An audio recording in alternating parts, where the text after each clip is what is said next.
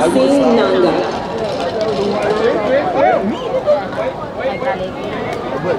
Cindy Tran Nguyen.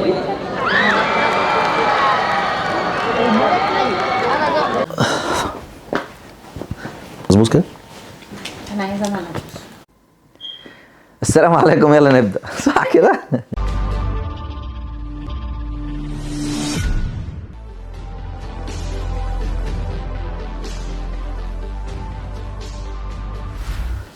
السلام عليكم ورحمة الله وبركاته. تحياتي لكم من أمريكا.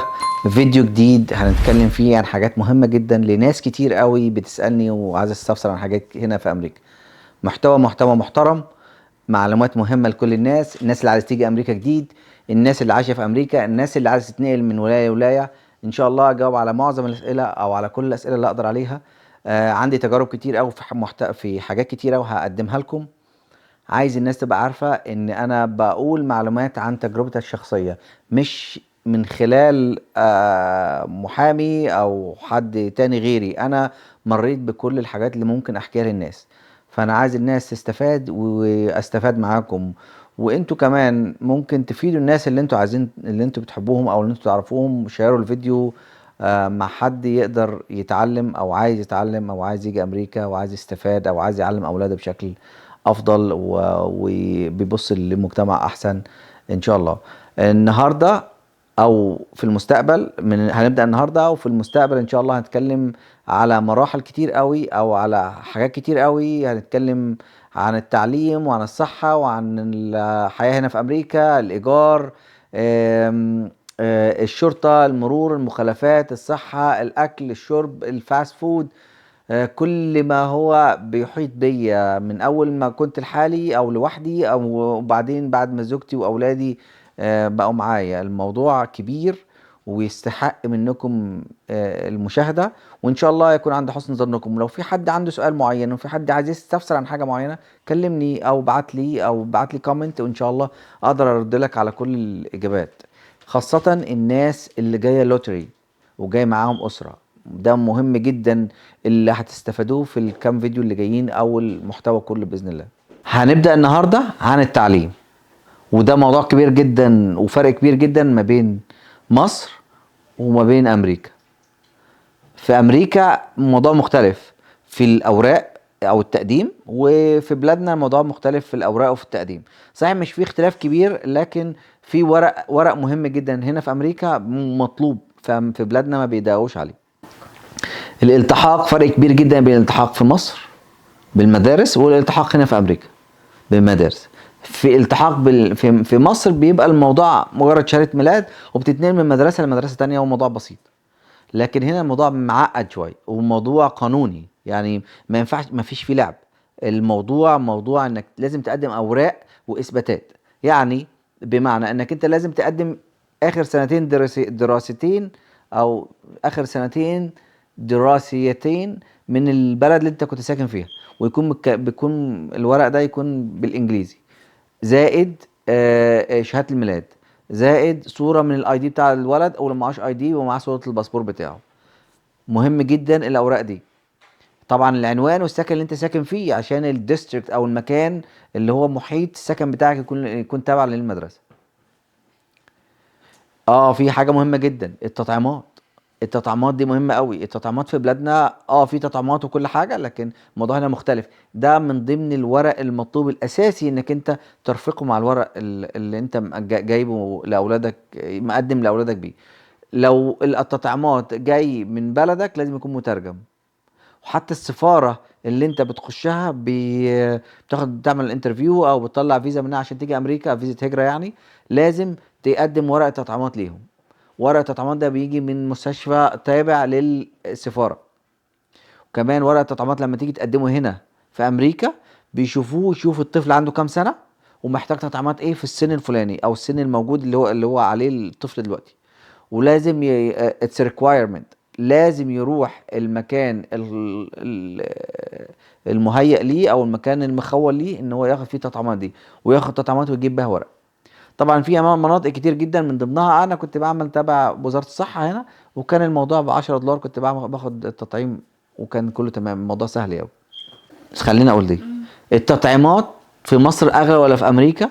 لا، التطعيمات في مصر ارخص في حاجات في اوقات معينه، اللي هو في اوقاتها. لو انت ساكن في مصر بيجي لك قافله بتديك تطعيمات، او بتروح المستشفى العام تاخد تطعيمات. لكن لو انت مسافر في وقتها وجاي امريكا تروح تاخد تطعيمات بشكل غالي جدا. يعني وزاره الصحه بتدي لك تطعيمات بشكل مبالغ فيه. لكن هنا الموضوع هنا ارخص. تطعيمات هنا في امريكا صراحه ممكن $10 تاخد التطعيم اللي انت عايزه. موضوع بسيط قوي يعني، برضو مش يعتبر غالي خالص يعني. لكن طبعا في اماكن طبعا خاصه او مستشفيات خاصه بيعملوا منها بروفيتس، او بيعملوا منها بيزنس، او بيكون غاليه. يعني في مستشفيات خاصه بتكون اغلى من الحكومه. المدرسين ده موضوع كبير قوي هنا جدا في امريكا. المدرس هنا مختلف تماما عن مصر. في مصر المدرس اكيد الانكم بتاعه او حياته مختلفة تماما عن حياة المدرس هنا. المدرس هنا يمكن برضو افضل شوية، يعني صحيح مش احسن حاجة في الانكم بتاعه، لكن افضل شوية. المدرس في مصر بيركز على ان في دروس خصوصية بتساعده على حياته، ان في حاجات تانية، ان في دروس خصوصية بتساعده على حياته. لكن المدرس هنا في امريكا لا، المدرس هنا في امريكا بيركز على ان الطلبة تفهم، لان المجتمع نفسه ماشي على قانون ان المدرس مسؤول عن الطلبة دي. لو ما فهموش او ما استوعبوش هو اللي يتحاسب. المدرس بيبذل كل طاقته علشان الطلبة تطلع من الكلاس فاهمين.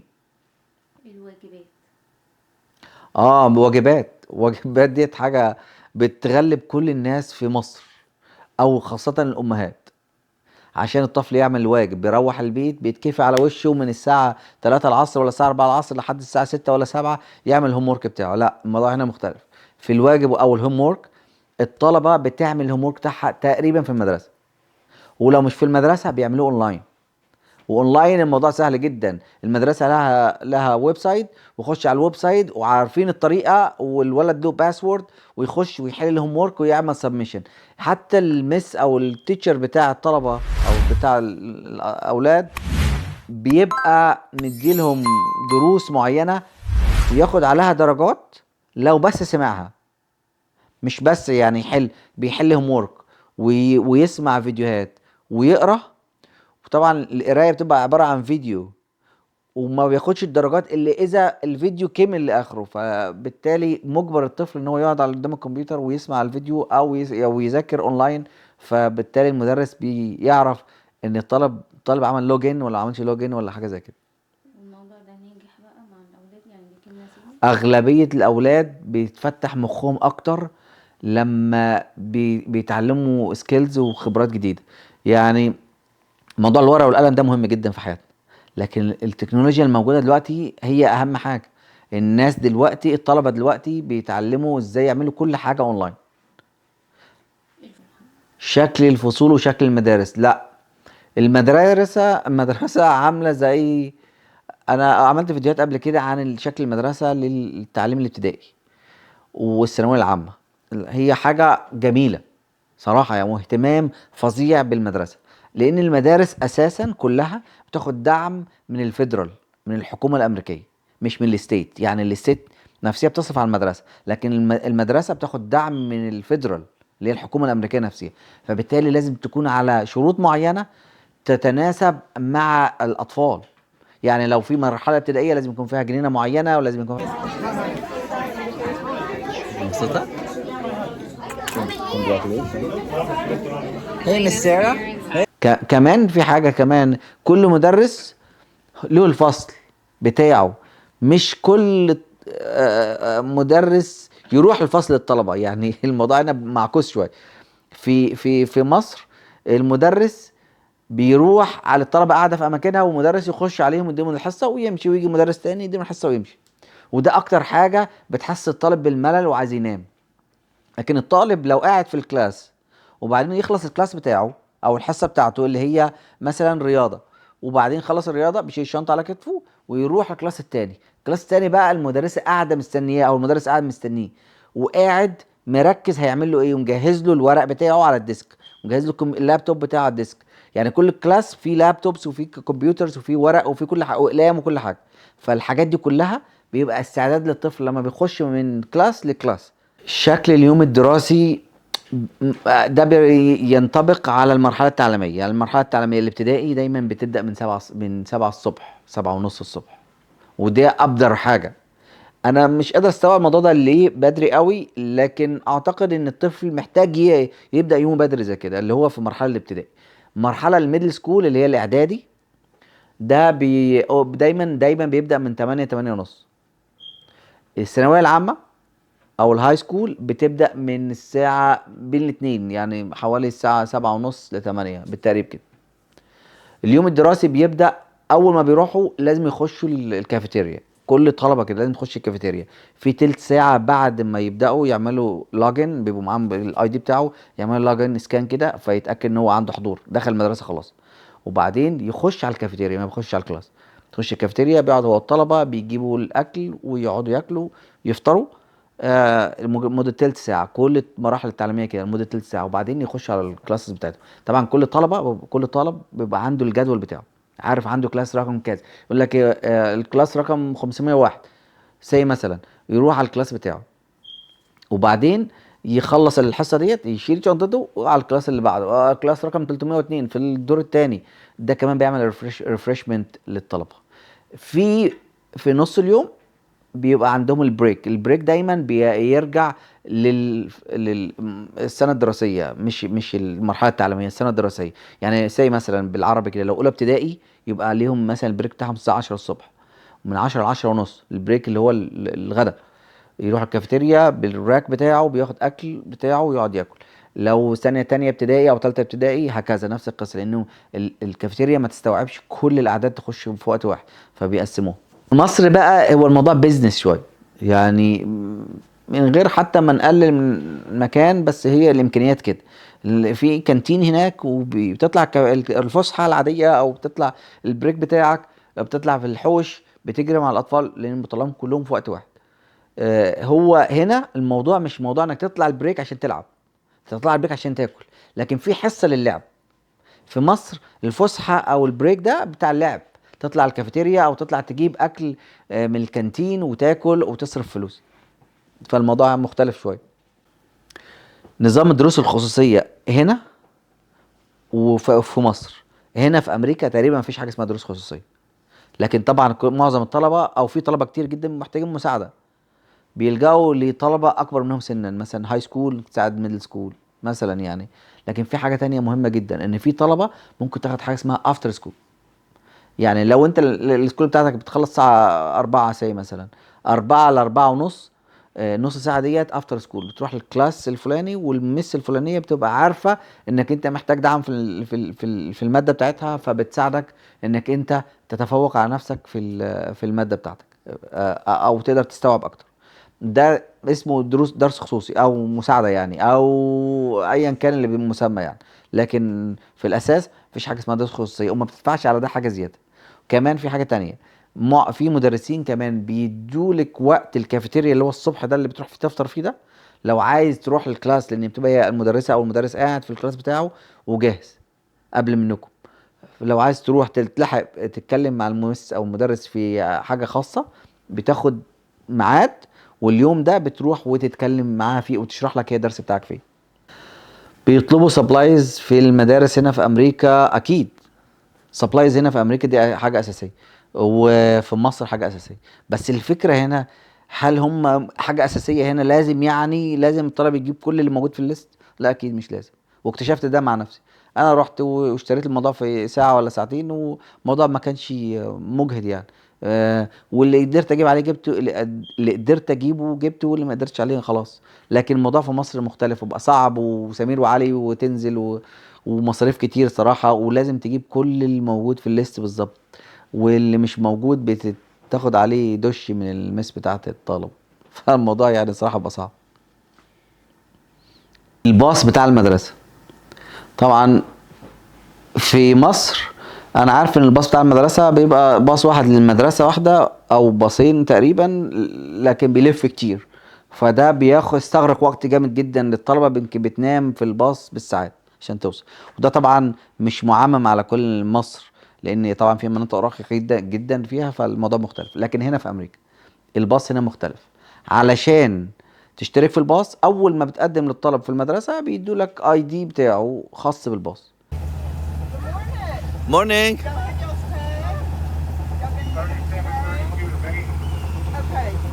She doesn't have a tag for her. Okay. That's what one of the other parents told me. Okay. Sounds good. Okay. Thank you so much. Have a wonderful day. Thank you. Bye.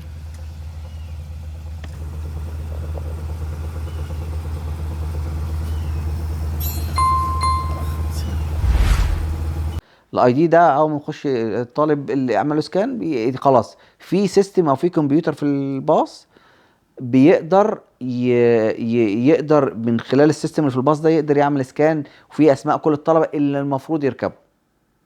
صح؟ هنا بالنسبه للديستريكت اللي انا فيها او المكان اللي انا ساكن فيه ده في ويب سايت او في اب بتقدر تعمل متابعه للباص مكانه فين وابنك فين، في الباص ولا مش في الباص، نزل ولا ما نزلش. صراحه ده ما كانش في الديستريكت اللي انا كنت فيها او في المكان او المنطقه التعليميه اللي انا كنت ساكن فيها الاول، بس ده بيختلف في المنطقه التعليميه من منطقه لمنطقه. المنطقه اللي انا فيها الطلبه بتركب، ابني بيركب الباص بقدر اعرف ركب ولا ما ركبش، نزل ولا ما نزلش، الباص فين قبل ما ياخده، كل الكلام ده كله. فالموضوع هنا موضوع الباص ده حاجه مهمه جدا. طبعا الاشتراكات بتاعته من خلال المدرسه، لكن له رسوم ملوش رسوم ده بيرجع للمنطقه التعليميه. يعني في منطقه تعليميه ما بتاخدش رسوم خالص، وفي منطقه تعليميه بتاخد رسوم. يمكن المدرسه تتكفل بكل الميل او الاكل بتاع الطالب والباص بتاع الطالب، انت بس تجيب السبلايز. متابعه المدرسين او المدرسه بصفه عامه مع الطفل، مع اولياء امور الطفل، ده بصراحه من افضل حاجه قابلتها هنا في امريكا. الطالب هنا بيحصل اي مشكله معاه في المدرسه ايا كان هي ايه، تعبان، سنته بتوجعه، دايخ، عايز يرجع، ما كلش، ايا كان المشكله تحصل، اتخانق مع زمايله، هزر زياده مع زمايله، الكلام ده كله المدرسين او الكونسلر بتاعه بتتصل مباشره بولي الامر وتبلغه ان ابنك حصل معاه كذا كذا كذا كذا. جالي رسائل نصيه كتير جدا، لا الحقيقه مش رسائل، جالي مكالمات من الكلينيك او الوحده الصحيه او الكلينيك يعني اللي خاصه برعايه الطفل داخل المدرسه، اللي هي النيرس كلمتني، بنتك معلش اتخبطت وقعت جالها كذا بتنزف مش عارف ايه كده، وهي كويسه راح اخدها او اديها للدكتور او كده. الايميلات تواصل كله بيرجع من خلال الايميل، تليفون او ايميل، يكلموك مباشره ويحكوا لك القصه ايه اللي حصل فيها او ابنك كويس او مش كويس، يا يبعتوا لك ايميل. هنا بقى في حاجه تانية مهمه جدا، ان بيعمل لك ابديت باستمرار لكل حاجه خاصه بالمدرسه بصفه عامه، وكل حاجه خاصه بالطفل بصفه خاصه. يعني لو الطفل محتاج دعم في الماده الفلانيه، المدرسه بنفسها تبعت لك ايميل وتقول لك مقصر في الحاجه الفلانيه. حتى لو ابنك حل في الامتحان بتاعه وجاب درجات كويسه او مش كويسه بتلاقيها بتجيلك على الايميل. كمان حتى لو في حصه ما دخلهاش او حصه متاخر عليها 10 دقائق او 5 دقائق او حاجه زي كده، لان المدرسه او المدرس بياخدوا الغياب والحضور اول ما الطلبه بتخش. ما بين الكلاس والكلاس او الحصه والحصه يروح الحمام بياخد 5 دقائق، ما يقرب ما بين 5 ل 10 دقائق، الوقت ده بس اللي خاص بيه الطفل. غير كده لو ما دخلش في ميعاده بيتاخد غياب وبيتبعت لولي الامر ايميل ان هو اتاخد غياب في الكلاس الفلاني. نظام العقاب. نظام العقاب ده موضوع صعب. الموضوع العقاب ده يعني على مراحل، دايما كل حاجه على مراحل. بس زي مثلا اديلك عقاب، مثلا ابني بيستعمل التليفون بتاعه وهو في المدرسه استعمل التليفون، بعتوا لي نوتس وقالوا لي ابنك استعمل التليفون وبلغوا ان هو ما استعملش التليفون تاني، ممنوع في اوقات معينه او حصص معينه ممكن يستعمل فيها التليفون. ابني استهون بالموضوع واستعمل التليفون مره تانية. اللي حصل ان هم بعتوا لي ايميل تاني وهددوني، قالوا الايميل التالت هيتاخد التليفون منه، وبالفعل الايميل التالت اتاخد من ابني التليفون واتحط في الريسبشن او الفرونت ديسك او المكان في المدرسه، يعني مكان معين في المدرسه، وبعتوا لي ايميل لازم انت اللي تروح تستلمه وتدفع رسوم لي. ده كان حاجه صغيره من موضوع العقاب. لو في عقاب اكتر، لو اتخانق، ممكن لو اتخانق بعد المدرسه يقعدوه ساعتين لوحده في مكتبه ينظف، يعمل اي حاجه، يديله هوم ورك زياده، يديله بروجكت او حاجه في المدرسه يعملها. ممكن يشيل اي حاجه، كراسي، يشيل حاجه، يرتب المكتبه، يرتب الكتب، يرتب حاجات كده. ده نوع من انواع العقاب. ممكن ما يخش الكافيتيريا، يحاولوا يشوفوا الحاجه اللي يستمتع منها ايه، او الحاجه اللي بتفرحه ويمنعوها عنه. نظام الامتحانات. نظام الامتحانات في امريكا كلها واضح وسهل. هو الموضوع كله موضوع كريدتس. الطلبه من اول يوم بتروح في مدرسه بياخدوا كريدت، والكريدت ده بيتجمع لاخر السنه. طبعا هو برضو نصين عشان نبقى الموضوع اوضح شويه، زي الترم الاول والترم الثاني، بس مش موضح زي عندنا في مصر. في ترم اول وترم ثاني، وفي دروس او سوري امتحانات شهريه بياخد عليهم درجات. لكن هنا الموضوع ممكن تاخد امتحان كل اسبوع، ممكن اكتر من واحد كل اسبوع، ممكن يديله بروجكت، وتقريبا كلهم اونلاين، ولو مش اونلاين بيعملوه في الكلاس وهم قبل ما يروحوا. والموضوع مش ممكن تاخد كمان امتحان يديلك عليه كريدت، هو عبارة عن كتاب تقرا منه وتطلع منه الامتحان بتاعك، او قطعة معينة تقرا منها وتطلع منها الامتحان بتاعك. فالموضوع موضوع كريدت او درجات معينة على اي حاجة تعملها، غياب، حضور، تأخير، عملت حاجة كويسة، علاقتك بزمايلك، شكلك كويس، مسالم، مطاوع، كل ده ممكن تاخد عليه درجات. وابني ما نجحش في المادة الفلانية وما جابش الدرجات النهائية فيها، ايه اللي ممكن يحصل؟ هل ممكن ابني يعيد السنة؟ نفس الفكرة في مصر، انه في عندي ملحق، والملحق دوت بيذاكر فيه في الصيف. فالطلبة هنا بياخدوا 15 يوم دراسة، و15 يوم دراسة دول فيهم منهم تقريبا 3 ايام اجازة. بيركبوا الباص بيوديهم مش مدرستهم، مدرسة تانية خالص. على الخلاف في مصر. في مصر بيذاكر الطالب في بيته، وبعد ما بيذاكر بيروح اخر السنة يمتحن، او اخر الفترة ديت ميعاد الامتحان بتاعه بيروح يمتحن في المدرسة. طبعا بالاكيد بياخد فيها دروس خصوصية.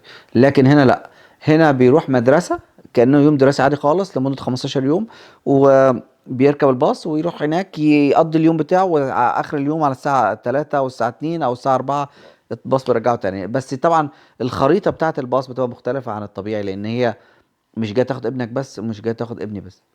المرحلة التعليمية اللي هي الابتدائية بتبقى من سنة أولى لحد سنة 5، وده اسمها الإليمنتري.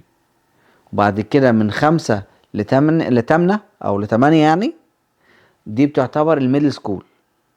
وبعد كده من 9 لحد 12 بتعتبر الهاي سكول. تعليم الكبار تصيب بيه تعليم الانجليش، اللغات، لان في ناس كتير جايه من بلاد مختلفه وما بتتكلمش انجليزي كويس وعايزين يتكلموا انجليزي. ده متاح جدا كتير قوي. انا بعتقد الموضوع هيبقى كبير قوي عشان الفيديو هنا طول قوي زياده عن اللزوم، ومش عايزين يعني الناس تزهق مننا. عايزين نتكلم باستفاضه عن الموضوع ده في فيديو تاني ان شاء الله. لكن التعليم هنا للكبار متاح، والناس اللي هي فاهمه ان الموضوع صعب، لا مش صعب. ان شاء الله تقدر تتعلم هنا في امريكا التعليم اللي انت عايزه، او تطور من الانجليزي بتاعك. الفيديو اللي جاي هنتكلم فيه بشكل تفصيلي ان شاء الله على تعليم الكبار، او مش هنقول عليه تعليم الكبار، هنتكلم عن ازاي تطور نفسك في الانجليش، ازاي تنمي اللغه بتاعتك اول ما تيجي امريكا، ايه المناطق اللي ممكن تروحها وتقدر تتعلم منها لغات. هل اللغه الانجليزي بس كفايه ولا محتاج لغه تانية؟ لان طبعا زي ما انتم عارفين ان الاسباني او الاسبانيش هنا موجود منتشر هنا بصفه كبيره جدا يعني. تاني. لايك وشير سبسكرايب. الفيديو ده خلاص خلص، بشكركم جدا على المشاهدة. ان شاء الله الفيديو اللي جاي نتكلم فيه عن ال ESL الانجليش سكند لانجويج. الناس اللي جاية عندها الانجليش صعب عليها، وازاي تتعلم انجليش، وازاي تطور من الانجليش بتاعها، او تعرف اكتر من لغة، يعني ممكن الانجليش او اسبانيش. فين الاماكن، ان شاء الله هيبقى فيديو مفصل عن كل حاجة، وباذن الله يحوز اعجابكم. تحياتي، لايك وشير وسبسكرايب، وان شاء الله نشوفكم على خير. السلام عليكم.